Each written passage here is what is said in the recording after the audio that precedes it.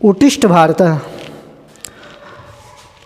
आज हम लोग शुरू करेंगे 8th क्लास का मैथमेटिक्स। चैप्टर का नाम है time and work. 8th class के मैथमेटिक्स में हम लोग देखेंगे 8th की मैथमेटिक्स में time and work. Time and work. सबसे पहले जो भी चैप्टर होता है उसकी बेसिक की बात की जाती है, तो हम लोग उसके क्वेश्चन को आसानी से बना सकते हैं। अगर हम लोग का बेसिक कंसेप्ट क्लियर है तो कोई भी क्वेश्चन नहीं प्रॉब्लम क्रिएट करेगा। ये बुक है कौन सा, आर.एस. अग्रवाल है ना, आर.एस. अग्रवाल बुक है।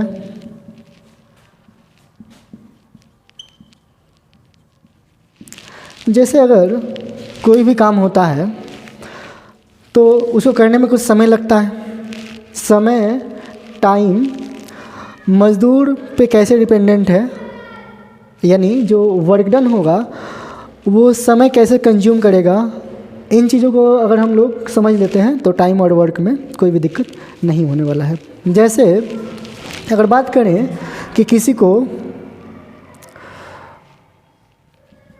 10 वर्क करना है, 10 वर्क करने का मतलब जैसे आप लोगों को होमवर्क मिला है 10 उसमें क्वेश्चन हैं।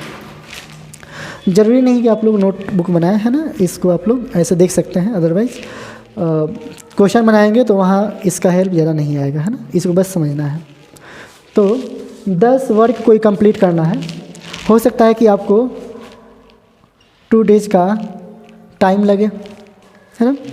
जो मोर इफ़िशियंट होगा हो सकता है कि वो एक दिन में ही इसको कंप्लीट कर सकता है। कोई बच्चा 1 डे में ही इसको कंप्लीट करे, और कुछ ऐसे बच्चे भी होंगे जिनके पास समय की कमी होगी तो वे इसको 4 से 5 दिन लगाएंगे करने में, है ना।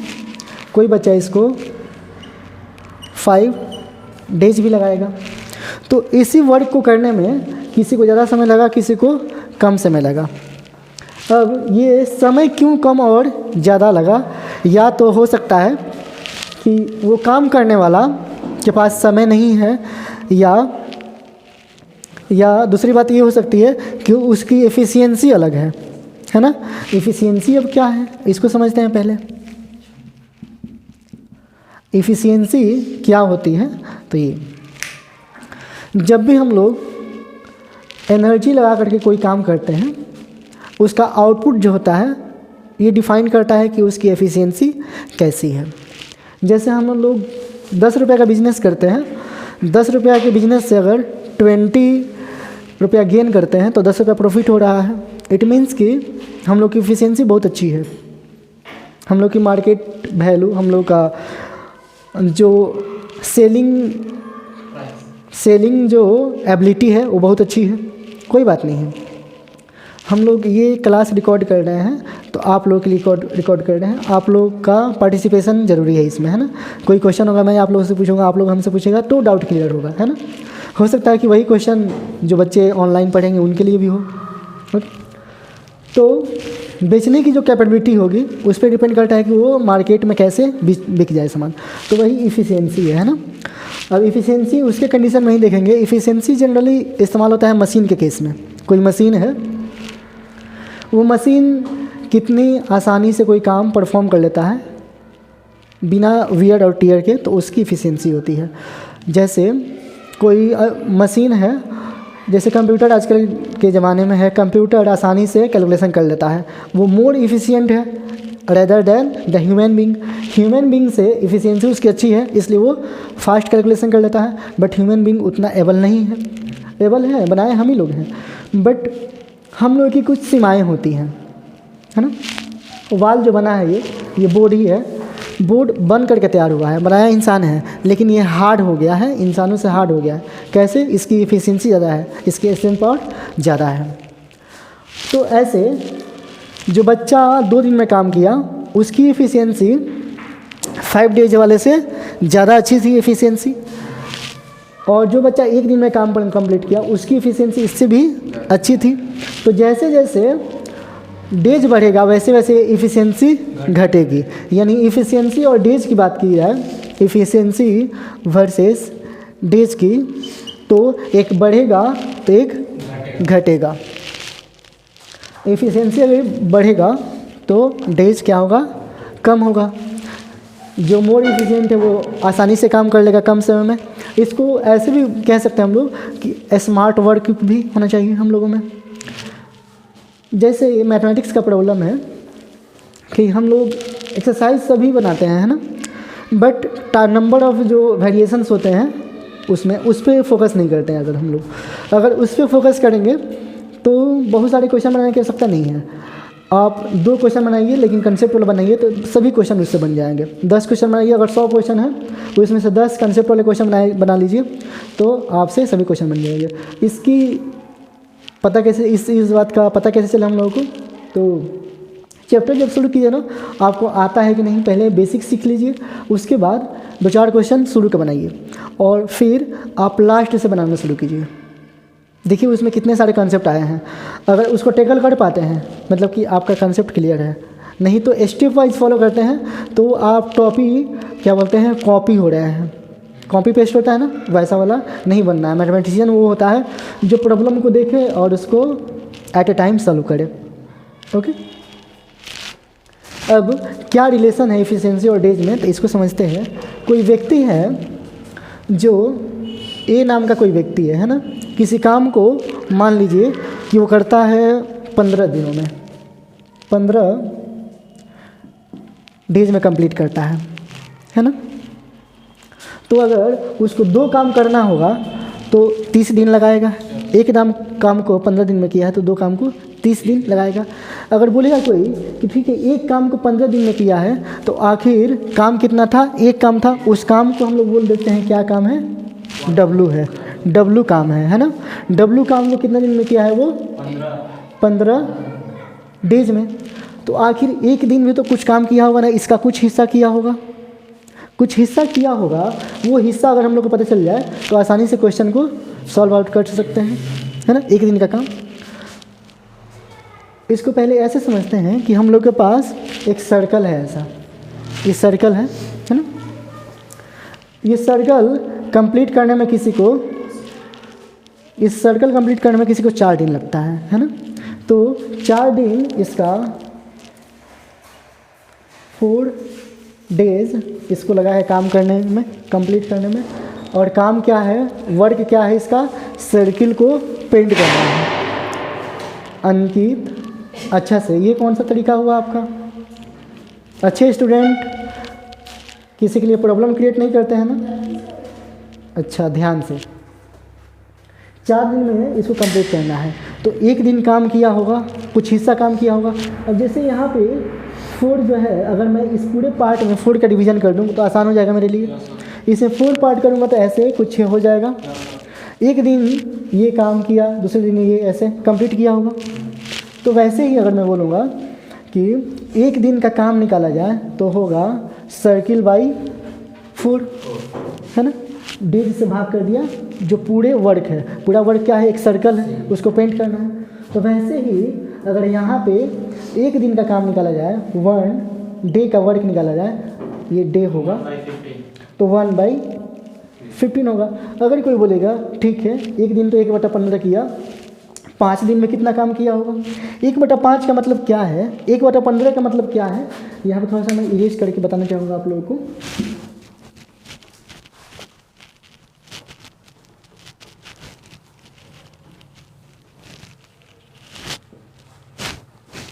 जैसे अभी भी हम लोग के पास एक सर्कल ही है, बड़ा सा सर्कल है, ये सर्कल है। ओके, इस सर्कल में कितने पार्ट हैं, 15 पार्ट हैं, ऐसे ऐसे ऐसे ऐसे करके।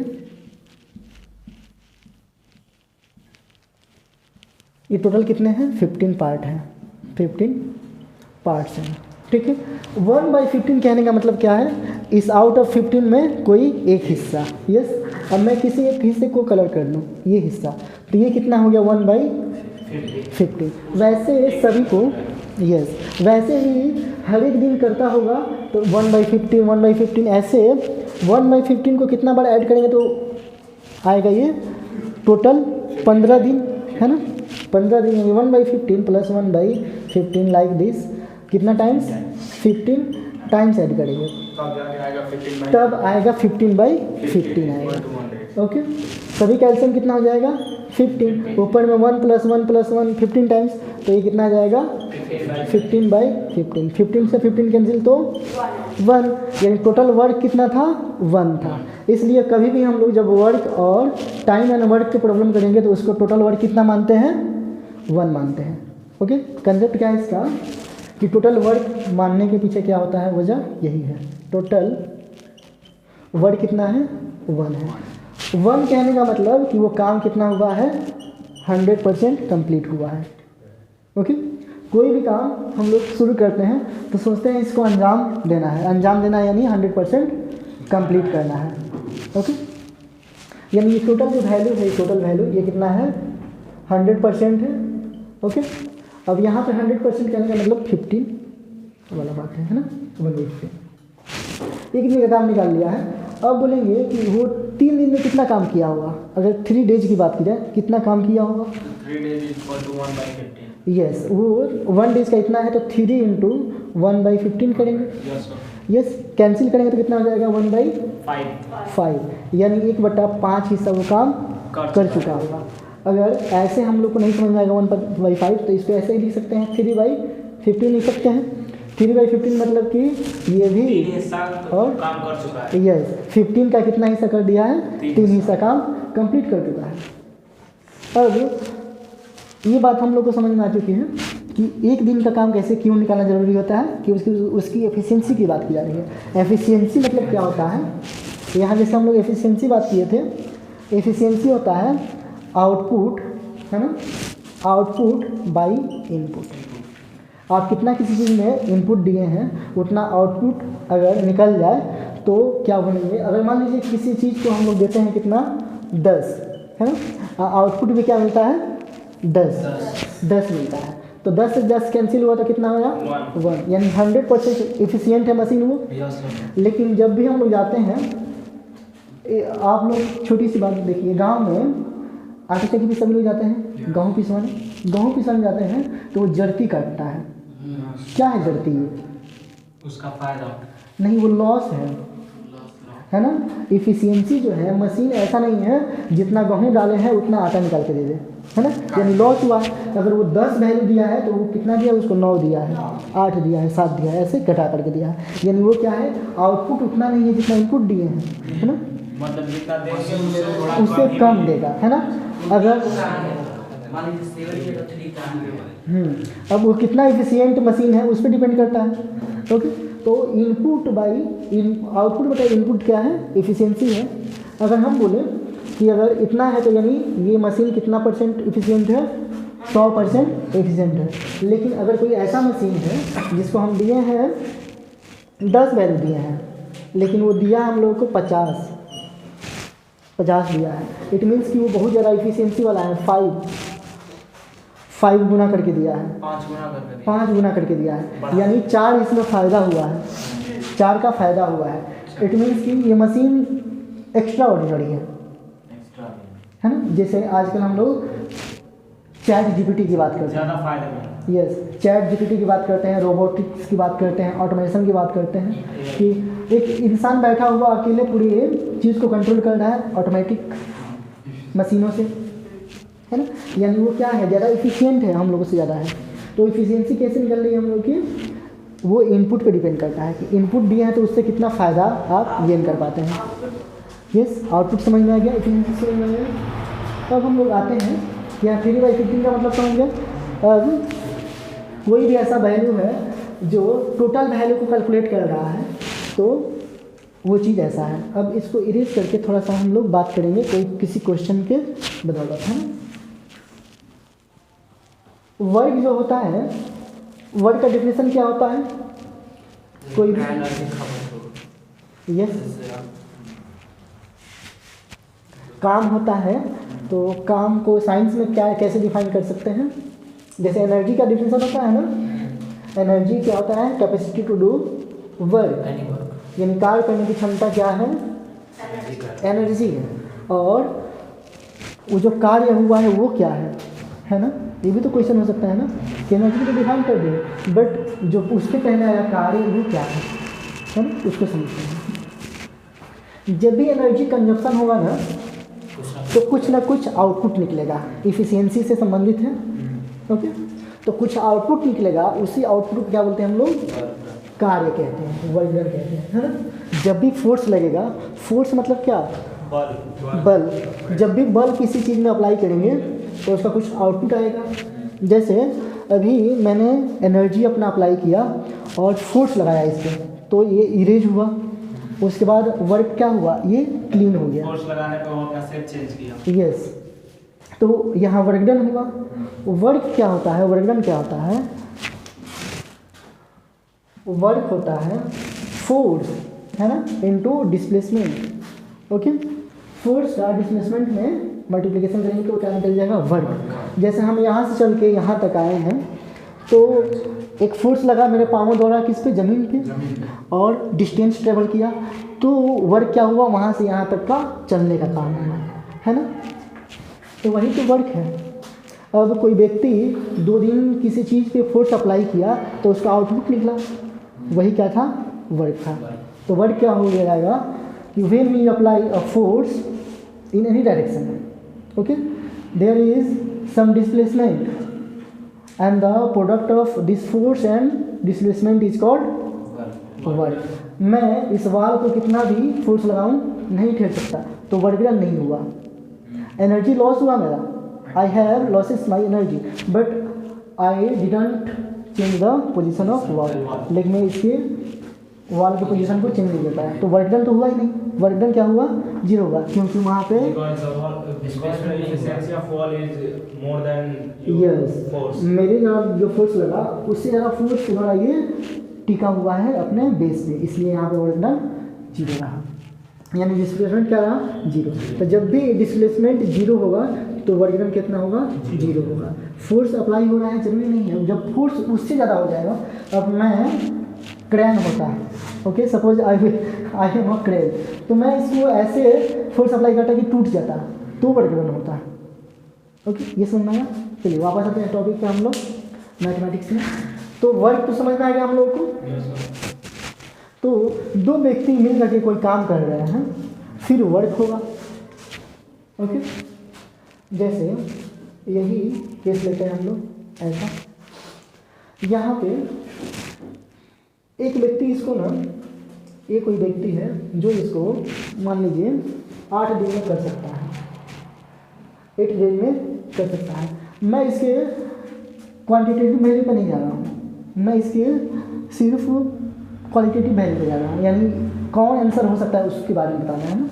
एक व्यक्ति इस काम को कर सकता है, इस वॉल को पेंट कर सकता है 8 दिन में, बी इस काम को कर सकता है 12 दिन में, है। तो अगर दोनों मिल जाएंगे तो ये बताना है कि दोनों मिल करके 8 दिन से ज़्यादा समय लगाएंगे या 12 दिन से ज़्यादा समय लगाएंगे? दोनों से कम लगाएंगे। दोनों से कम लगाएंगे, क्योंकि दोनों एक साथ मिलकर यस, जब भी कोई फोर्स अप्लाई हो रहा है तो जितना फोर्स भी अगर अप्लाई हो रहा था, अगर बी आएगा तो थोड़ा सा फोर्स उसको पे तो अप्लाई हेल्प करेगा ही ना, तो और फोर्स क्या आ जाएगा? ए का फोर्स कम हो जाएगा, यानी इफिशियंसी अब बढ़ गई उसकी, तो डेज क्या हो जाएगा? कम हो जाएगा। तो ऐसे हम लोग कंक्लूड कर सकते हैं कि अगर जो कोई वैल्यू दिया है, अगर इसमें ऑप्शन दिया होता कि दोनों अगर मिल जाते हैं ए प्लस बी, तो क्या पॉसिबिलिटीज है इसके वर्क डन की, है ना। आंसर कुछ भी दिया है, पहला में दे दिया है ग्रेटर देन 8 डेज, बी में दे दिया है लेस देन 12 डेज, ओके, सी में दिया है। अभी देखिए आप लोग आंसर कर चुके हैं ना, लेकिन कैसे ऑप्शन में कंफ्यूज होइएगा, अभी आप लोग अपना अप्लाई कीजिएगा दिमाग में। सी में दिया है लेस देन 19 डेज। अब आप लोग आंसर बताइए कितना आंसर होगा। Okay, less than 12 days. Yes, less than. Priyanshu right, Priyanshu का आंसर सही है। देखिए 8 डेज से तो बड़ा होगा ही, 8 डेज से बड़ा तो होगा नहीं, तो ये तो पहले ऑप्शन कैंसिल हो गया। अब यहाँ दो ऑप्शन दिए हैं, 19 डेज से छोटा और 12 डेज से छोटा। ये बहुत बात की बात है ना। 19 डेज उसमें कहीं उसका जिक्र ही नहीं है। या ऐसे कहें कि हम लोग इसके परिप्रेक्ष्य में देख रहे हैं ना, इसको ध्यान में रख के देख रहे हैं, तो 1 डेज से छोटा होगा। और इस सभी में 1 डेज से छोटे वाले कितने ऑप्शन हैं? सी और बी। अब दोनों में मोड अप्रोप्रिएट कौन है? बी ऑप्शन है, क्योंकि यहाँ 12 डेज की तो बात की गई है और 12 डेज से पहले 1 डेज आया है, यानी हम लोग का अप्रोप्रिएट आंसर कौन सा हो जाएगा? ऐसा हो जाएगा।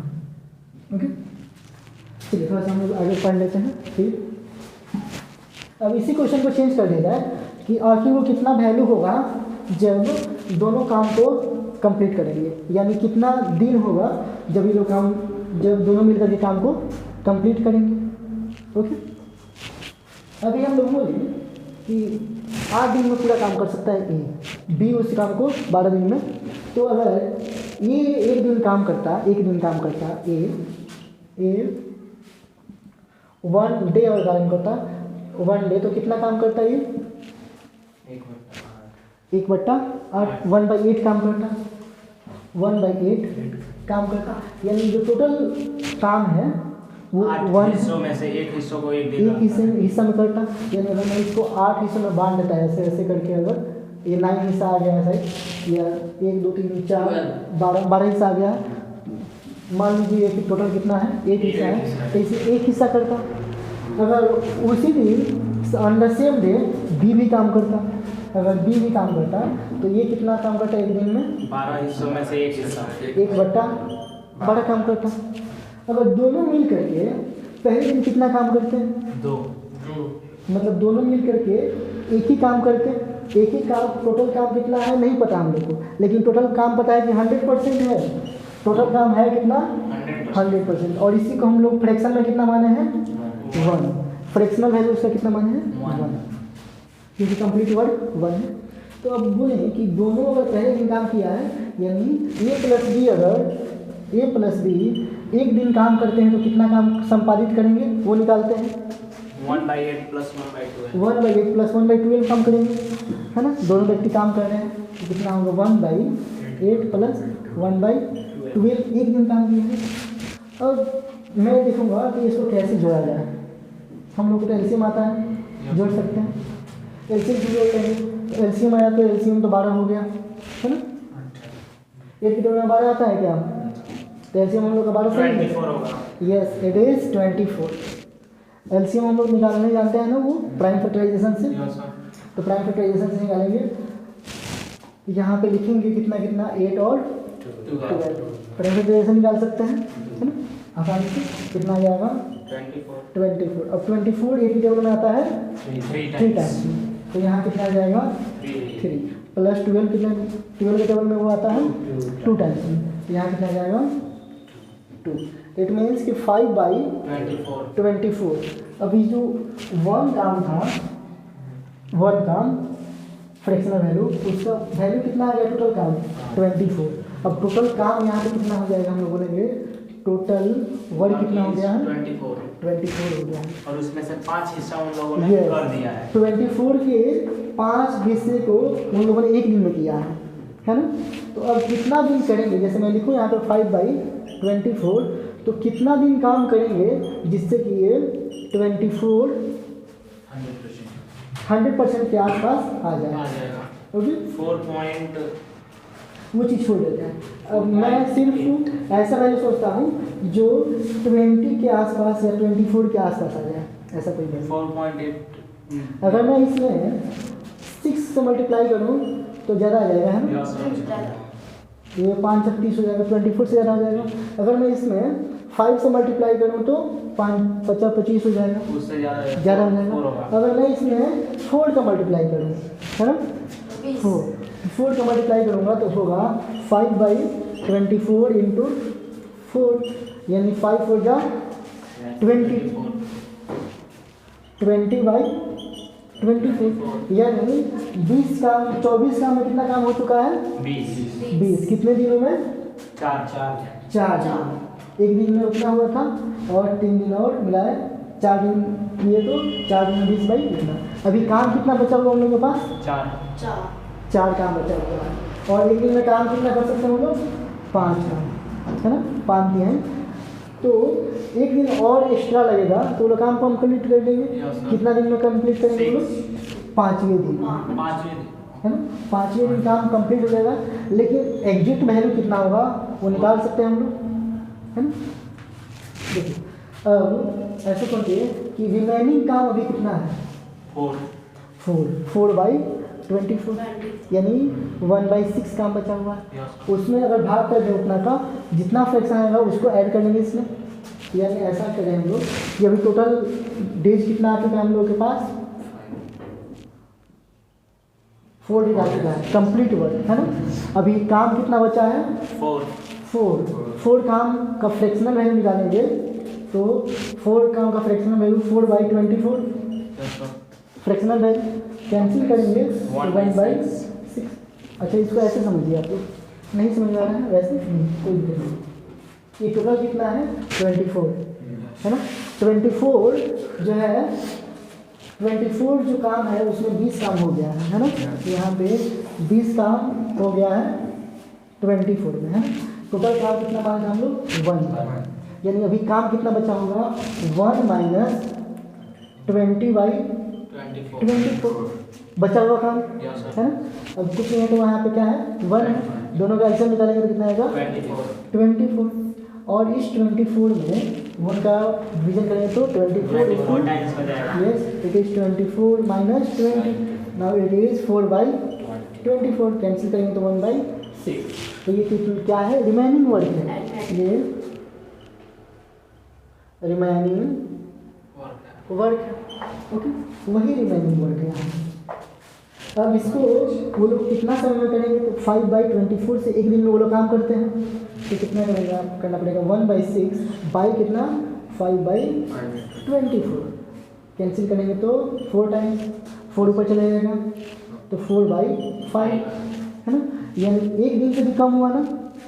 4/5 का मतलब अगर 5/5 होता तो एक दिन होता, लेकिन ये एक दिन से भी कम हो रहा है और कितना हो रहा है? 4/5। तो 4 डेज कंप्लीट था और 4/5, ओके। जितना आएगा वही आंसर होगा। 5 × 20 24/5 क्या हो जाएगा? नहीं 5 × 20 24 तो 5 तो ऐसे ऐसे निकल जाएगा। ऐसे सोचिए तो कितना आ जाएगा? 5 × 20 4 दिन समथिंग आएगा, या फिर उसको डायरेक्ट अपोजिट उसके कर देते हैं क्योंकि हम लोग यस जो आंसर होता है इसका उलट देंगे, फिक्स आ जाएगा, ओके, इन्वर्स में।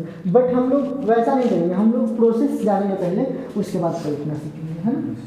क्योंकि हो सकता है कि हम डायरेक्ट लिख लें, लेकिन मैं तो यहाँ सिखाने आया हूँ ना, तो वो चीज़ सब कुछ हम लोग फॉलो करेंगे।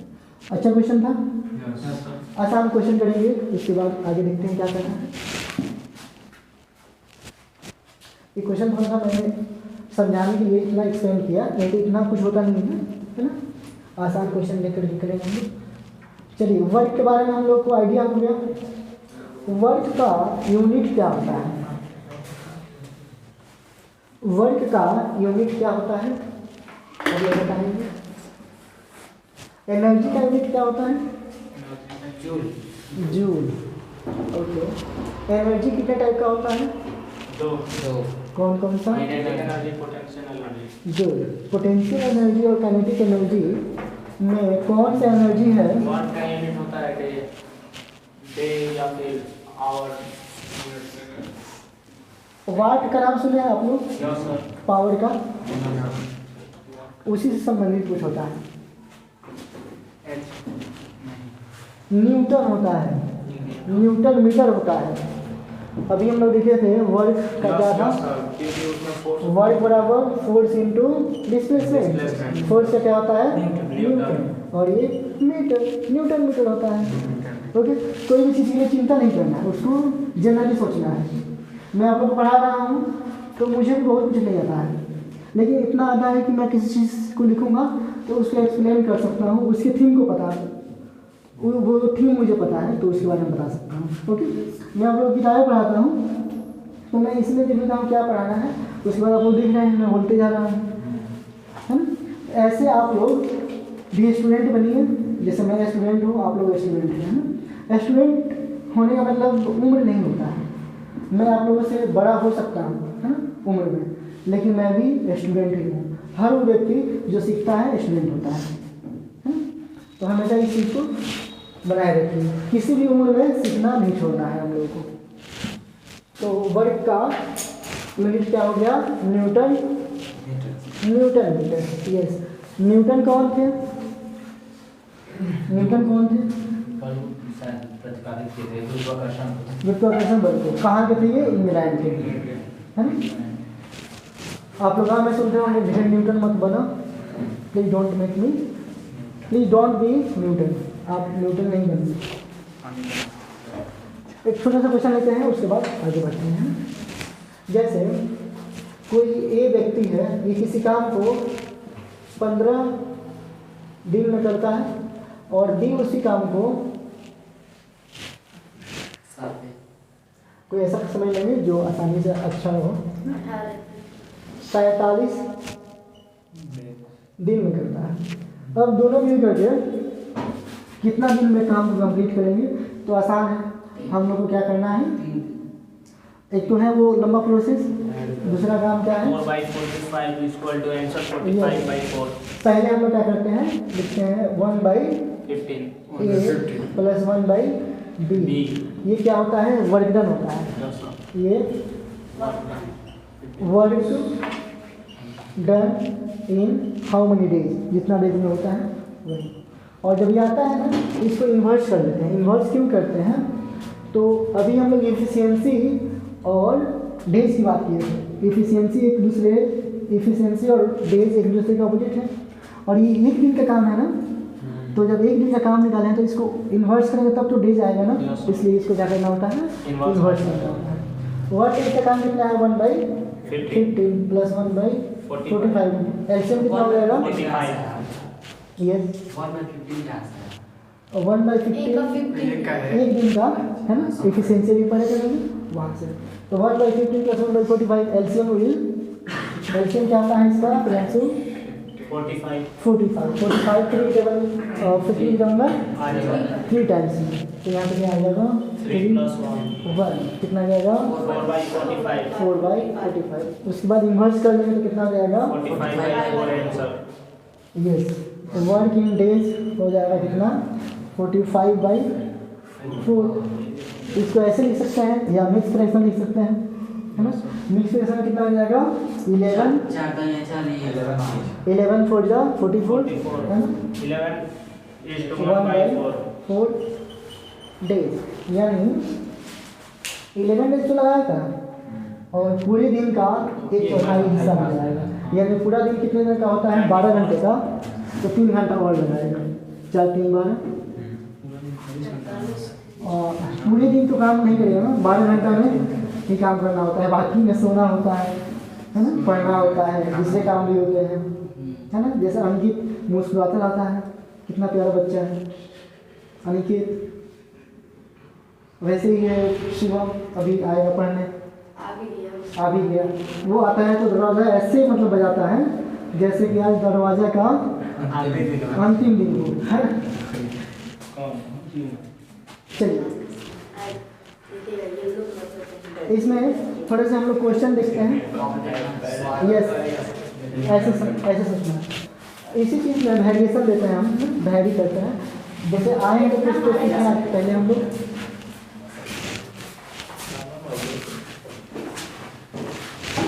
बैठ जाइए।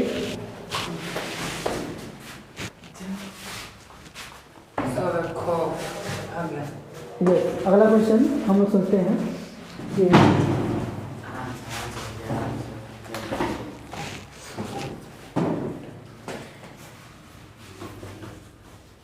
जैसे कोई काम है,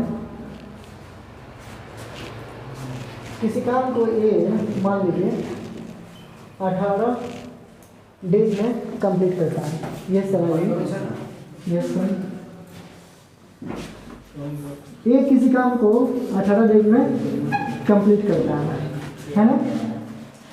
यहाँ समझिएगा, ये किसी काम को ना 18 डेज में कंप्लीट करता है। अब भी क्या है, इसके ट्रिपल टाइम्स एफिशिएंट है, तो 18 × बी अब बी जो है ए से ट्रिपल टाइम्स नहीं ट्रिपल मल्टीप्लाई नहीं होगा। टाइम्स ऐसे हम लोग पहले बात कर लेते हैं फिर देखते हैं। ट्रिपल टाइम्स क्या है? एफिशिएंट है, एफिशिएंट है।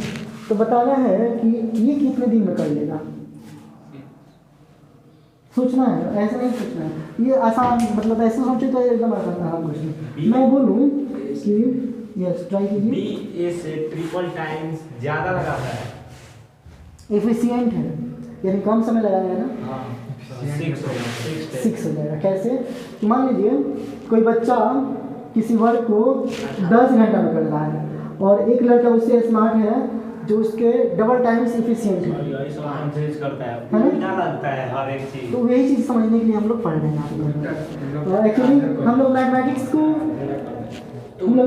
को खाएंगे नहीं, चबा जाएंगे, है ना। चबाने के लिए जिगरा चाहिए और जिगरा आप लोगों के पास हो जाएगा। अभी है जिगरा, लेकिन जिगरा आपका कब होगा? जब आप उससे उलझिएगा, उसको समझिएगा।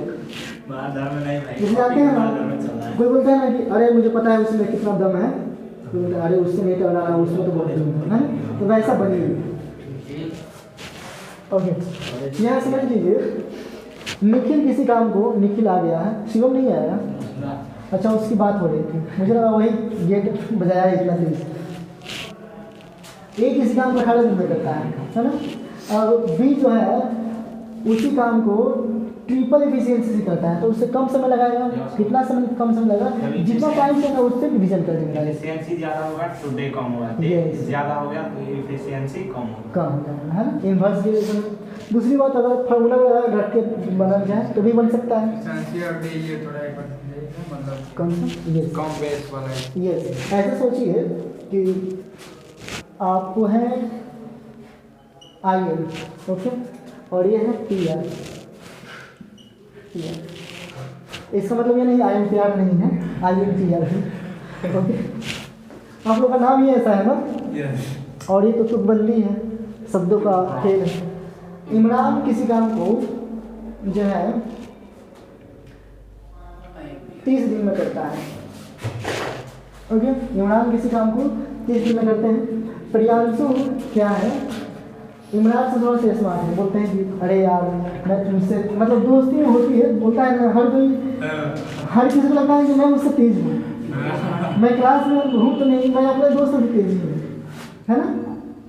और इसके सबसे बुरा शब्द भी होता है कि दुनिया में हर किसी को लगता है कि सबसे तेज वही है ना। एक गधा भी होगा ना, उसमें है कि मेरे सामने तो दुनिया फेल है, वैसे नहीं सोचना क्योंकि वो काम करता है दुनिया का। यस। तो प्रियांशु क्या है? इमरान से ना 5% नहीं, परसेंटेज डालेंगे तो फिर से वो ज़्यादा टॉप हो जाएगा। मैं बोलता हूँ कि 2 गुना एफिशिएंसी वाला है, मतलब जिस काम को ये 10 दिन में करता है उसको 5 दिन में कर लेता है, यानी ज़्यादा एफिशिएंसी है उसकी। तो अब प्रियांशु इस काम को कितना दिन में कर लेगा? इमरान को बताना है 15 दिन में। कैसे करेगा? तो ऐसे सोचिए कि यहाँ पे एफिशिएंसी लिखते हैं, एफिशिएंसी है ना, और यहाँ पे लिखते हैं डेज। तो ये बताना है कि इमरान किस दिन में कर रहा था उसी काम को प्रियांशु कितने दिन में किया? 15।